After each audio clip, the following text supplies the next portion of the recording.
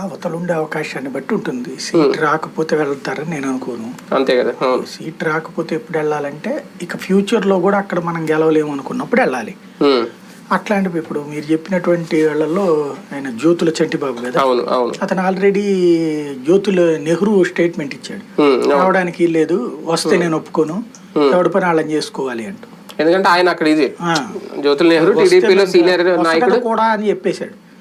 జగ్గంపేటలో జనసేన ఉండే దగ్గరికి రాని అంటే చంటిబాబుని తెచ్చి నెత్తినెట్టుకుంటాడా? చంద్రబాబు చెప్పిన ఒప్పుకోనని చెప్పేస్తున్నాడు జ్యోతుల నెహ్రూ. ఇంకేముంటది ఇక్కడ ప్రాక్టికల్ గా? చంటిబాబు వచ్చి ఏం చేయాలి? రోజు కూర్చుని కొట్టుకుంటారు వాళ్ళ కార్యకర్తలు వీళ్ళ కార్యకర్తలు. అట్లాగే మిగతాదైనా ఆయన పత్తిపాడైనా ఆయనే చెప్పుకొచ్చారు, నేను ఎందుకు వెళ్తాను. బేసిక్ గా ఒకటే, వెళ్ళకూడదని రూల్ ఏం లేదు, అంతే. అవును, వెళ్ళాలి అన్నటువంటి దానికి ఒక ప్రాతిపదిక ఉండాలి. రేపు ఫ్యూచర్ ఒకటి తెలుగుదేశం అధికారంలోకి వస్తుందనన్నా నమ్మాలి, లేదంటే ఇక తనకి అక్కడ అవకాశం రాదు. ఫర్ ఎగ్జాంపుల్ కాపు సెట్లలో బీసీలను ఎవరినన్నా పెడుతూ ఉంటే ఇక భవిష్యత్తులో కూడా అక్కడ కాపులకు అవకాశం రాదు అనుకున్నారు అనుకోండి, అప్పుడు వెళ్తారు. అంతే తప్పించి ప్రాక్టికల్ గా లెక్క చూసుకున్నప్పుడు ఇప్పుడే వెళ్ళి ఏం చేయాలి?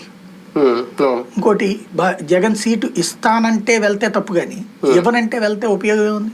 ఇక్కడ వైసీపీలో గెలవనోడు వెళ్ళి తెలుగుదేశం గెలుస్తాడా? వైసీపీలో గెలవడం కుదరనటువంటి తెలుగుదేశం